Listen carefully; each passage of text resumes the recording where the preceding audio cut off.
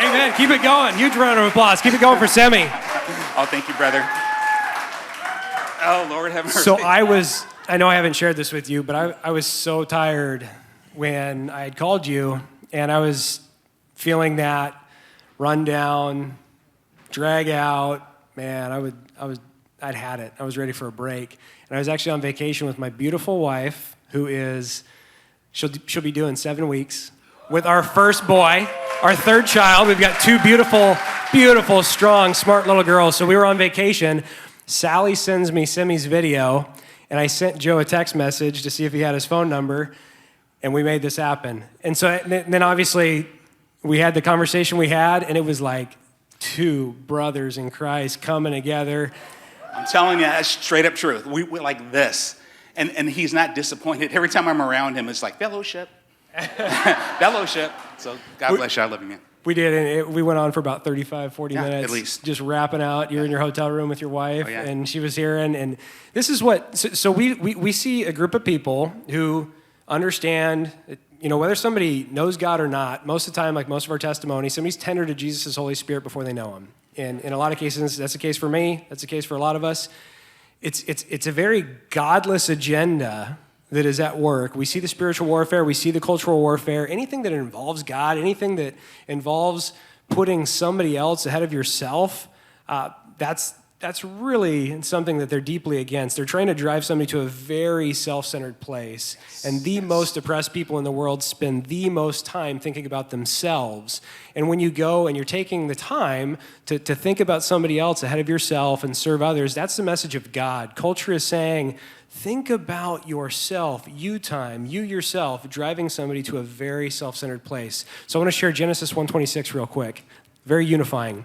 This is where God reminds us that every single one of us was created in his image. Every time we're talking to another person, we can, whether we agree with that person or not, if we remember Genesis 1:26, if we all had that tattooed on our hearts and we're talking to someone who we disagreed with, however, we remember Genesis 1:26, our response to that person would be more self-controlled, more loving, more kind, more good. The 9 fruits of Jesus' Holy Spirit, and they hate it. We will always choose wisdom and reason over force and violence because every damn day we can wake up focused on the truth, and the truth doesn't change for anybody's feelings or any agenda. Amen. We can count on it. We can rely on it. Amen. I want to know who leaked my campaign strategy to Mike Terry.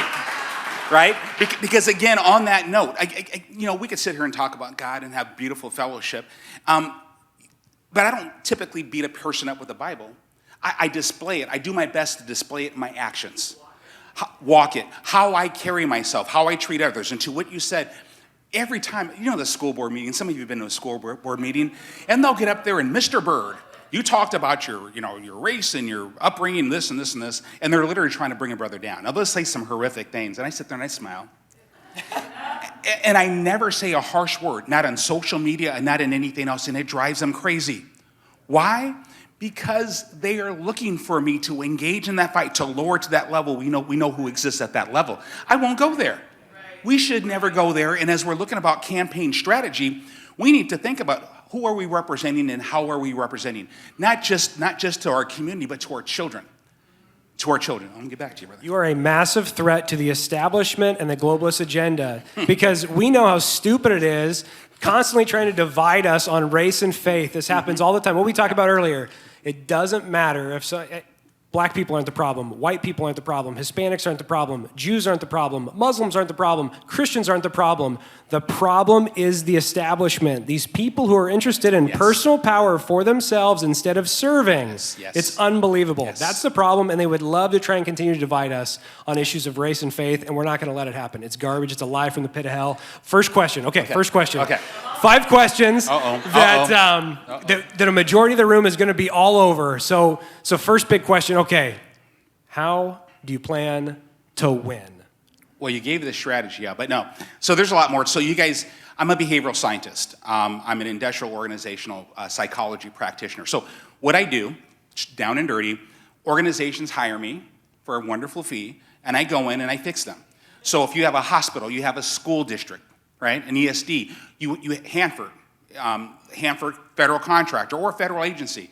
if there's something broken in your organization, I go in, I look at your processes, I look at your procedures, I look at how people perform, I look at your leadership. I've written leadership strategy, right? I've written leadership theory, employee-centric leadership. I wrote that, and I've been teaching for several years. So my point is, when you understand these things, that gives you knowledge, skills, and abilities. I have a resume. I've been a federal director. I retired from the military, combination of Marine Corps and Army. I retired from the military.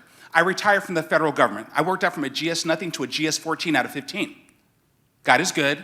America is beautiful, right? And so we call this meritocracy. So how am I going to win? First, strategy, planning, and execution. This is one thing I know how to do well. We talked about the ground game. In PCOs, I am a PCO, right? Twice, right? God bless you. Just elected as chairman. And I've just been elected as chairman for the Benton County Republican Party. And huge round of applause. So I'm the boss of me. No, I'm not. And so, no, but really to that point, as I say that, it's the opposite around. So one of the things I told my party, and just real quick on that, forgive me, Mike, he's like, this is supposed to be like a 5-second thing, and Simi's gonna make it 5 minutes, or 50 minutes. So my name was put forward. I was out of town. My name was put forward at a meeting that I was not at. And so I got a call, Simi, someone put your name forward. Would you run? Would you serve if asked? And I says, if asked, I will serve. And I was asked, and then I got nominated. I think it was like 80%. So it worked out really good. It was the will of the people. And the person I replaced is my friend. He was a wonderful chairman. We are building upon that. What I said very clearly is, the chain of command is this: the citizens of the precinct, the PCOs, and then the executive committee. That's how it works. So we are in service to our PCOs and our citizens. That is our job. So when you talk about how to win a campaign, you look at strategy. You look at lessons learned from other campaigns, right? You see what they did right, what they did wrong, and how can we improve upon it. Tiffany Smiley, Matt Larkin, right? Joe did a fantastic job, Special Forces brother, right? And so we look at that. All the things you guys are talking about a fundamental ballast harvesting campaign. We got to change the name, by the way. we got to change the name. Citizen engagement, something. We'll make it ours, right? Right? But under the law. And so getting a ground game. Why 2 years out? I think our senator said something that start early. Well, here I am. 2 years out. That's part of our strategy. And by the way, guys, again, when I say this is a calling, this is a calling. No one in their right mind runs for governor as a black Republican in a blue state, right? I had to throw all kinds of colors in there. And again, I'm not trying to make a thing about race. And so having a good strategy, having a good ground game, PSYOPs. You know, I'm an intelligence professional. I'm an intelligence leader. Psychological operations. That's what the progressives, and I'm going to say that the regressives or the far left, that's what they have mastered. The messaging, getting the word out. Well, we're going to do the same, except we're going to tell the truth. Science, facts, history, right? A resume is a resume. You don't have to lie. You don't have to cheat. You don't have to steal. You don't have to do that. I cannot stand snakes, liars, and thieves. I shouldn't say that. Bless their hearts. I'll pray for them. I slipped on that. I love everybody. But my point is, that's how we're going to win. We're going to reach out. We're going to reach out to our youth. I don't know if you know Kellyanna Brooking. She's with Turning Point USA. She's one of my first youth advisors. She's leading up our youth communications, and we're bringing in more youth advisors. I asked the wonderful team in the back, Ruby and her team, for their support. We're going to engage them. So you're going to see youth representation. That'll be a whole individual movement. Our Hispanic community, right? Think about that. By culture, they're conservative. They are Republicans waiting to happen. But we have never reached out with them and to them effectively. We wait and then we expect or ask them for the vote. And what does the other side do? The same thing they do to every minority group. Promise this, do nothing. Could you imagine what we could do? How we can change the face of politics in the state of Washington as conservatives reaching out to all different races, all different genders, those single women who did not vote, who did not turn out, right? Those young people who did not turn out, and the people who are disenfranchised and hopeless. I make 30 calls a day to people I don't know. And I love people. I don't like making cold calls. I ask them, what do you expect in your next governor? Why? So I can learn what the people want from me. And I'm going to be honest with them. I'm not going to tell anybody something that I want them to hear so they vote for me. I will never compromise my integrity for the sake of the vote, ever. I won't. So that's just a taste. I mean, I'm sure I'm missing a lot of things, but that's just a taste. And we're starting early. I'm going out. I've been in living rooms. I've been all over the state already. We have people in every county in the state already. So I didn't wake up to run for governor. I researched every gubernatorial election from Gregoire to president. I can tell you right off the bat, Culp against Bill Bryant, those two last gubernatorial elections. Bryant got like 225,000 more votes in King County than Lauren Culp did. Two different candidates, because someone said you should be looking at the candidates, two different campaign strategies. We're going to double what Bill Bryant got in King County. We're going to peel those votes away because we're going into those churches, those inner city churches, those organizations. We're going to introduce them to what conservatism is all about. I'm just saying, right? So we're not going to take anything for granted. We're going to go out and earn it. And we're not going to just earn it talking to people in our little bubble of conservatives. Oh, yeah, that's right, Bill. That's great. No, we're going to keep talking the same talk, right? No, we need to reach out to the people who do not know what's going on in the party. Does that make sense, you guys? So we talk a lot amongst ourselves about this and that because we're activists. We're community activists. We're trying to save our nation. We're trying to save our state. But there's millions of people out there who have no clue about what's going on. Would you agree with that? This is why we have to go to them well before the vote, right? We need to educate them. And I heard that gentleman, was it Rob? Was it the gentleman with the beard who sat here? Yep, Rob Anderson. Rob. And Rob said it. I mean, you have to go out and educate them. And that's how they turned a seat, because apparently they didn't have to get dirty. I heard that too. We didn't have to go low. We very professionally educated people. Here's our candidate, and here's your candidate. Here's what you do know, this is fact. And here's what you should know, this is also fact. Make an educated choice. That's how you do it. That's how we're going to do it. Beautiful, beautiful.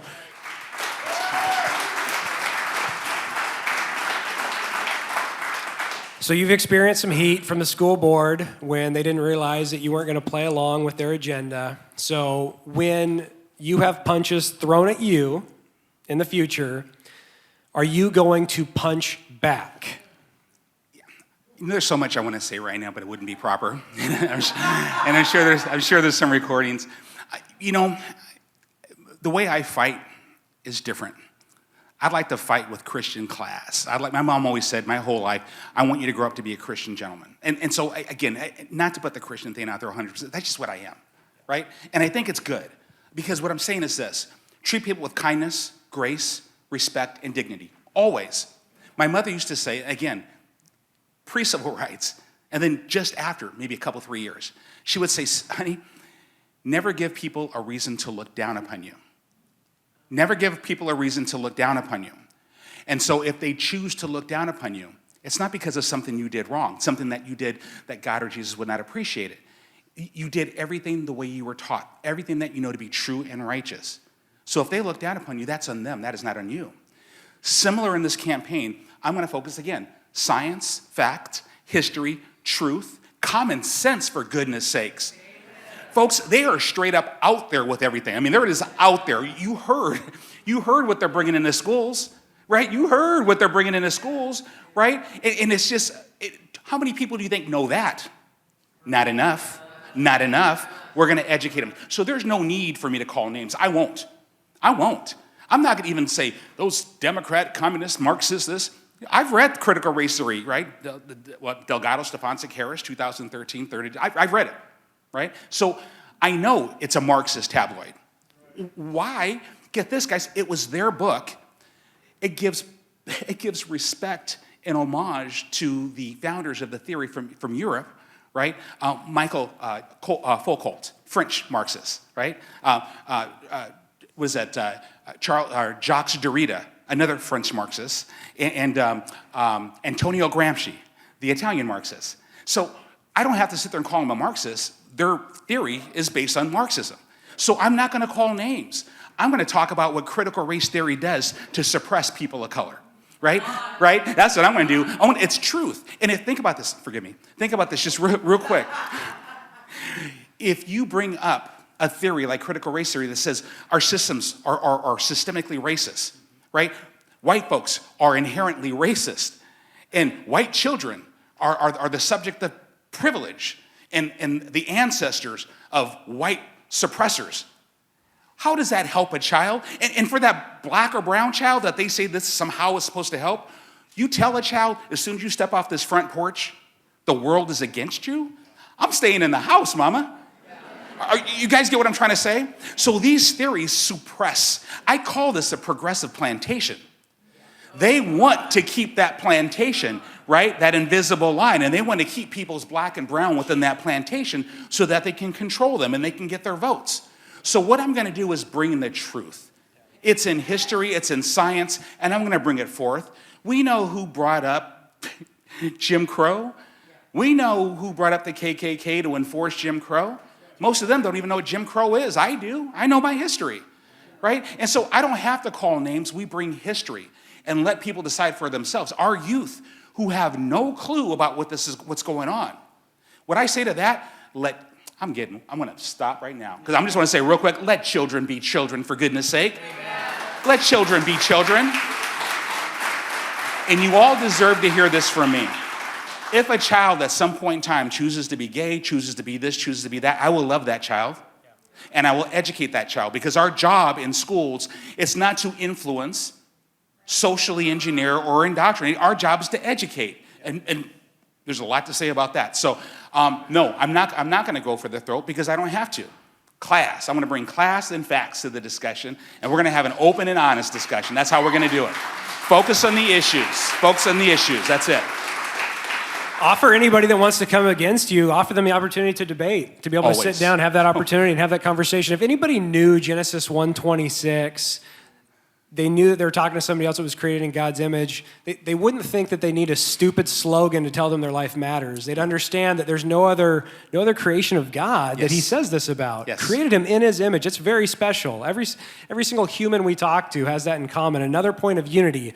You are a very big threat to the establishment. I'm telling you, brother. I tell you what, if Black Lives Matter came up to me right now and said, hey, Mike, I'm sick and tired of these 26 million babies from Planned Parenthood that are black that have been aborted since Mary Sanger, what a psycho, eugenics, I mean, she is psychotic. Since inception, I would say, you know what? I'm going to go shoulder to shoulder. Let's go. I got a problem with all those babies that have been aborted. That has destroyed our nation. Our nation would be a better nation without Planned Parenthood aborting 26 million black babies. 40%. Terrible. 40% of all abortions, right? Black women, right?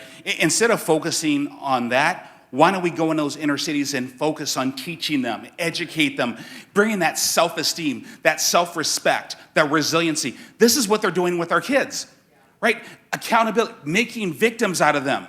How about accountability behaviors instead of victim behaviors? Instead of bringing critical race theory and all this over-sexualization of our children, let children be children, and what we should be doing as educators and adults is building that resiliency, that personal courage, that self-esteem, building their self-worth.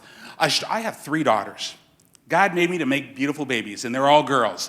And I wouldn't have it any other way. And what I will say is this, my daughters, all 3 of them, have high levels of self-esteem and self-respect. And they're very humble, loving, kind-hearted, beautiful young ladies. And I'm so proud because I don't know, I'm going to give it to my wife. Give it to my wife. Daddy shares his love, but I'm going to give it to my wife. I'm going to stop right there because I'm going to keep on talking. I'm just loving this. I'm loving the fellowship. We can do it. Can I say one more thing on the not going for the throat?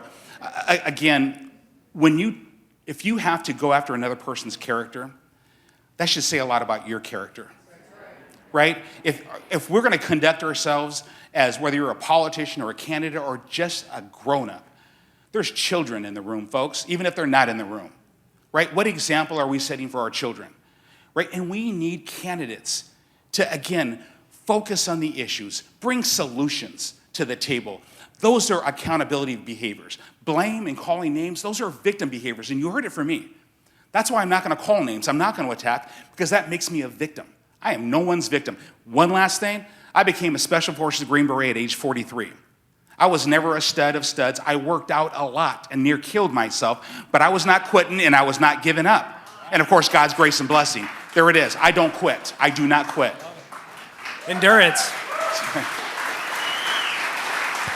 It reminds me of Hebrews, the importance of endurance. You know, there's a lot of conservative movements that fail. There's a lot of candidates that fail because they lack endurance. Remember what God says in Hebrews, the importance of endurance. Okay, so let's talk about solutions. Let's talk about solutions in our public schools. This is a massive failure, massive attempt to be able to cause a lot of confusion. We know that, so the word transgender is not a real word. What is real is gender dysphoria. This is a very real word, and every single one of us would have massive empathy for anyone struggling, suffering with gender dysphoria, massive compassion for them. However, if you go to a child when they're at a stage in life where they're looking for a lot of acceptance and belonging, and you're not just affirming some of the confusion that they have, but you're encouraging it. You want that child to make sure that they can stay confused for the rest of their life instead of sitting down and talking through that situation with them. That can leave somebody in a bad, bad place. And right now, it's a message that obviously needs to get changed with our public schools, and it's one that it's creating division completely unnecessarily. So that, along with the terrible performance that we're seeing in our public schools in math, science, reading, what are some real solutions that you plan to be able to move forward and focus on with our public schools? Okay, I want to try to keep this short, which means I'm not. So you guys, you already know that already. So, here's a few things. Deeds, not words, fact and non-verb at Latin. One of the first things, two words, school choice. I'll say it again, school choice. I will be the governor of school choice in Washington State. I will do everything in my power on day one to ensure school choice in Washington State. And I can tell you why very simply, and I'll try to do it very quickly. Common sense. Schools are performing terribly, as Mike says, as you allude to. Here's some stats. I'm going to be on point. So our current standards, let's just say for English and language arts, we're at 50.70% across the state. What that means, 50.7% of students were able to meet grade level standards in English and language arts. That's, reading and, right? 50.7%. When it comes to math, 37.7% of students met grade level standards of math. And we all know how important math is, engineers, anybody? But then we go to science. 42.7% of all students, this is averaged out across all of Washington State, 42.7 met grade level standards in science. And so we're putting all this focus on all these other things, but we're failing our students. But we're graduating at 83%. Now, 2 plus 2 is about all I got. I'm great at statistics, doctoral statistics. I can rock it. I don't do math, but I'm smart enough to figure that out. We are failing. We are below 50% for the most part, except for English and language arts by 0.7, but we're graduating at an 83%. What does that say? We are turning students out into the work environment, into their future with substandard education.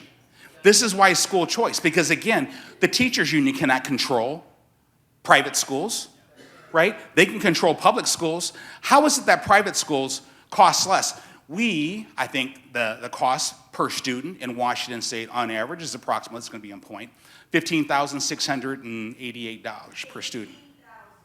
Oh no, look it up for Washington State across the, so unless new numbers came out. Would you share those numbers with the neighbor and then share them with me? Because, and you all can Google it. 21-22 school year, right? If you click for Washington State, those are the latest numbers. That's the cost per student. But we'll just say even if it's 18, but it's 15,000. I will listen and we will talk and you can educate a brother because I love learning. I have a love of learning. And so, but let's just say that. I pulled my daughter out of my school district. The reason I pulled her out is because a progressive teacher was coming after me using all kinds of vile language. He was going to be her teacher. And all I did was I went to the principal and I asked the principal. I said, I'm not going to say his name. He's a wonderful man. We're friends now. And I said, will this person come after my daughter because I'm running for school board? And he says, well, Mr. So-and-so and his teacher, he defended his teacher. I'm a parent. I took offense to that. I took it to the superintendent. I took it to the school district attorney. I took it to the director of HR, and they did nothing. So I did something. I pulled my daughter out of the school. She was registering. She's in private school. I paid $10,500, maybe, roughly, right? That's ridiculous. But my daughter's education. So essentially, we are paying much more for substandard private education, where my daughter's in a school right now when she's taking all AP courses, all what they call scholars courses. Those are all advanced courses. All of their curriculum is like that. You guys hearing me? That's just how they roll. And what are the students doing? They are outperforming the standards by far of the public school system. So this goes to show us that things can happen, things that we can do. And Tuesday of this week, you all may or may not know, I told you I gave mass choice, and of course all that fun came out of that. The other thing we did was we passed a policy. We will not be teaching critical race theory in our schools. Right? So policies matter. And just Tuesday of this week, we passed another policy, what we call controversial issues. So if it's not in the approved curriculum and it's deemed controversial, teachers need to give parents a heads up before they have that discussion in their classes. Now that we have a policy, we can enforce it. Does that make sense, you guys? And so policies is how we change things. And if you're in the highest off, people said, well, maybe you should run for OSPI because, you're on the board and some, education theory, blah, blah, blah. I says, education is just one thing that's wrong with the state. They asked me to run for Congress many years ago, and I said no. And last year I said no. Then they said, would you please even school board? I said yes. Because my daughter was in a public school system, right? I knew what was happening, so I ran for the school board, and this is what you're able to do when you get good school board directors elected. And so what I will do as the governor, you saw what Ron DeSantis did in Florida, and one or several of those board members are going to be supporting our campaign. We've already talked, and there's some others outside of the state. I won't spoil it. Been to Virginia. Not going to spoil it. And I'm going to hope to have them come out here. But no, there's a lot you can do. So school choice, hold the schools accountable, right? Numbers matter. And if they're not performing, why are we paying them all this money?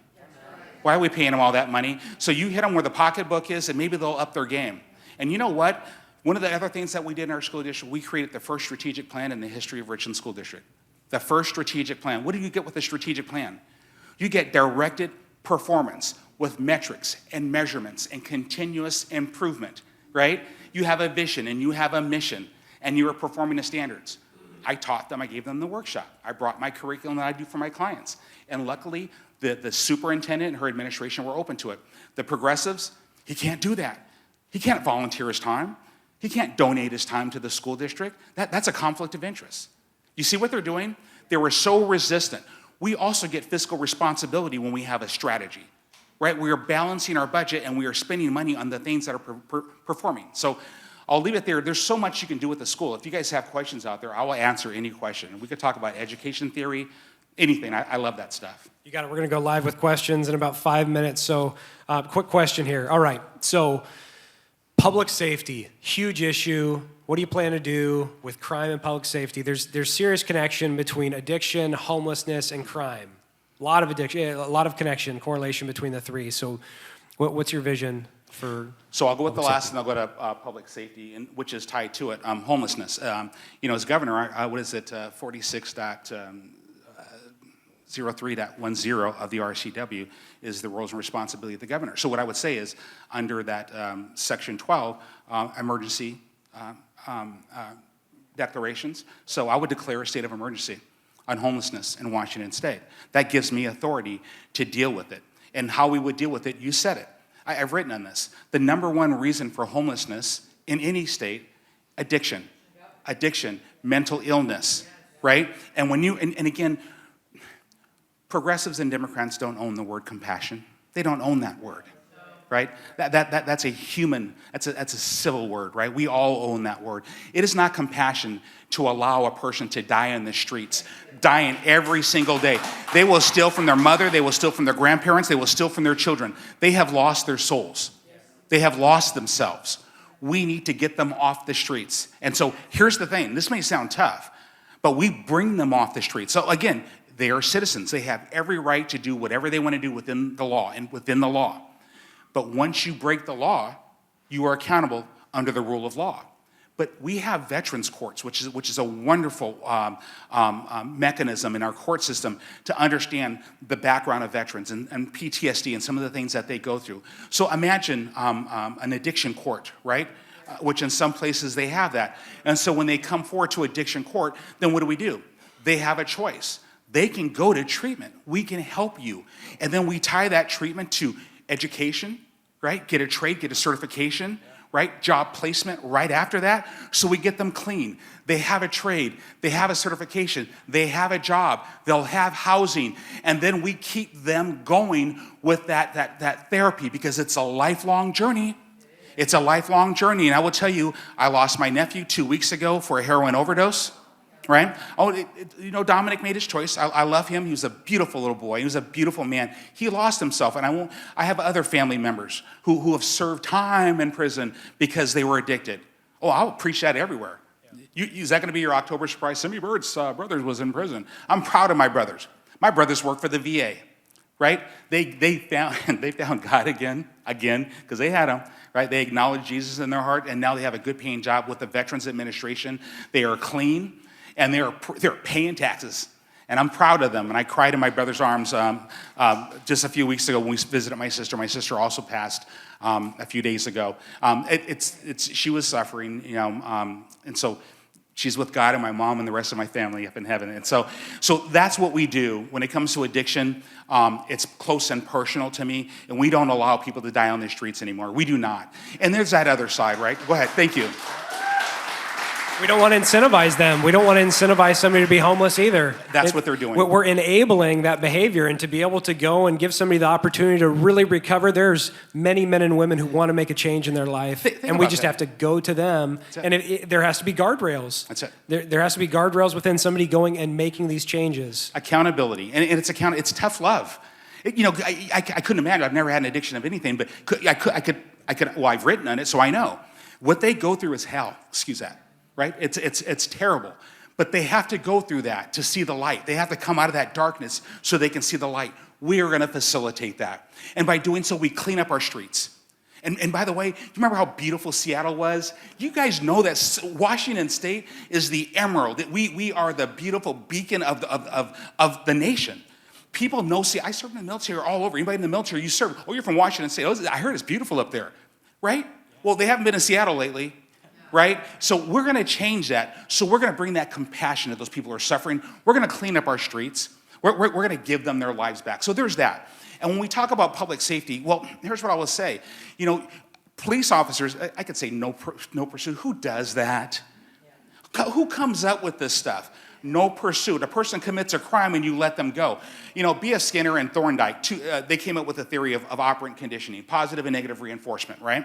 And so it's kind of like when you're giving people needles, that enabling, I call it complicit in the murder of another person, but we can move on. Maybe that's a little bit too harsh.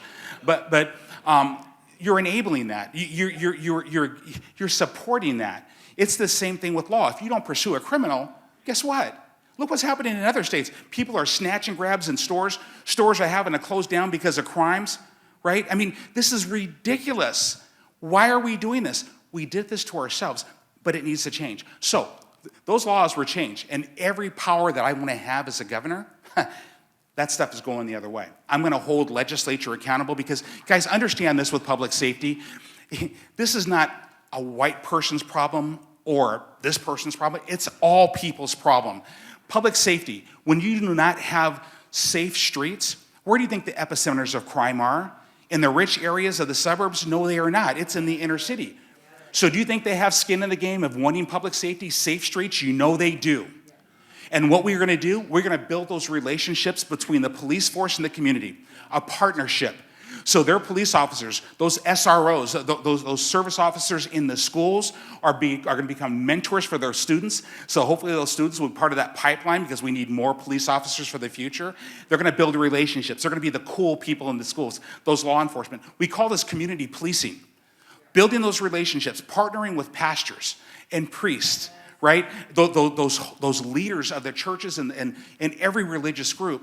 We're going to build those partnerships between that and law enforcement. So now it's a holistic approach to policing where people know that officers are there for them. This nonsense that officers are there to hurt people of color, that's already been disproven by a black Harvard professor, right? Dr. Ronald, when they started that nonsense before. It said, white police officers don't wake up in the morning and say, I'm going to go kill a black person. The number one killer of black people in inner city ghetto is black people. But no one wants to talk about that. They don't talk about that because that's racist. Not racist for me. Speak truth, right? Amen. So that, and the last thing on that, prosecutorial discretion. That is holding prosecutors accountable. Prosecutorial discretion is the concept where prosecutors have the discretion to enforce the law and not enforce the law. They should be held according to the law. And so in our laws, in our state constitution, we can hold prosecutors accountable. Because if they are not performing in accordance with the law, we, at the senior level, can hold them accountable. And I will hold them accountable because the senior law is the Constitution of Washington State. That is our law, right? Plain and simple. Beautiful.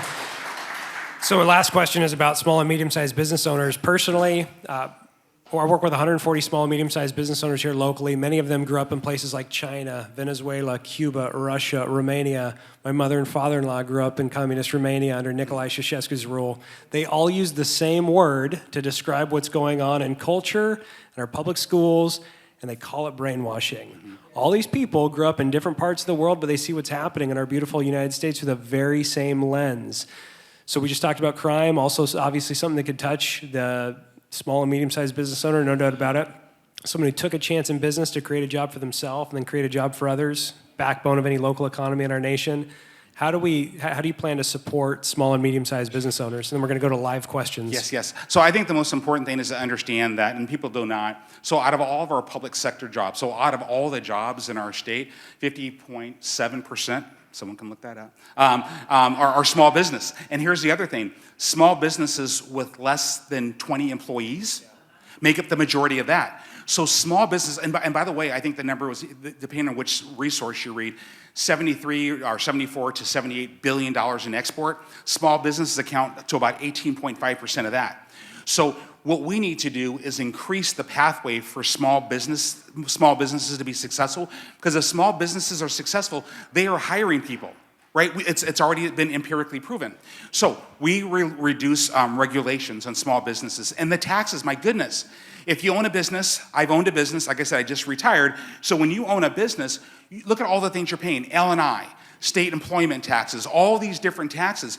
We know that small businesses go out of business within the first 6 months to a year of business. So why don't we do something like suspending B&O tax so that they can take those profits to grow their business, to set them up for success. And we benefit from it as a state. Because now that we kept them successful, instead of falling out because now they don't have to pay those taxes for their first year, now they're moving and grooving and they're starting to hire more people and they're paying more taxes. You see how that goes? And I have a similar approach when it comes to welfare system. And just if I can just touch on it real quick, no more endless lifetimes of welfare. Welfare subjugates groups to a lifetime of poverty, and it's contaminating to their children who are watching their parents live like that instead of having jobs and engaging. So we're going to change that as well. So for small businesses, the state has to do everything and anything and everything to incentivize small business. We have women and minority business organizations. We want to get more people who are not typically going that way to go that way. And by the way, our Hispanic Americans in Washington State, they are huge into small business. They come here ready to work, right? And they're putting in that effort. And these are folks that are here legally, by the way. So, okay. Take first-generation immigrants. It's not a coincidence that a great majority of them have taken a chance to go out and create a job for themselves and create a job for others. It's because there's no company, no organization, no government will ever care more about providing for our families than we will as individuals. One of the most beautiful, loving, kind things somebody can do today is take a chance in business, create a job for themselves, and create a job for others. A place where they're not going to be discriminated against based on what's on or in their bodies. Mm-hmm. It's much needed.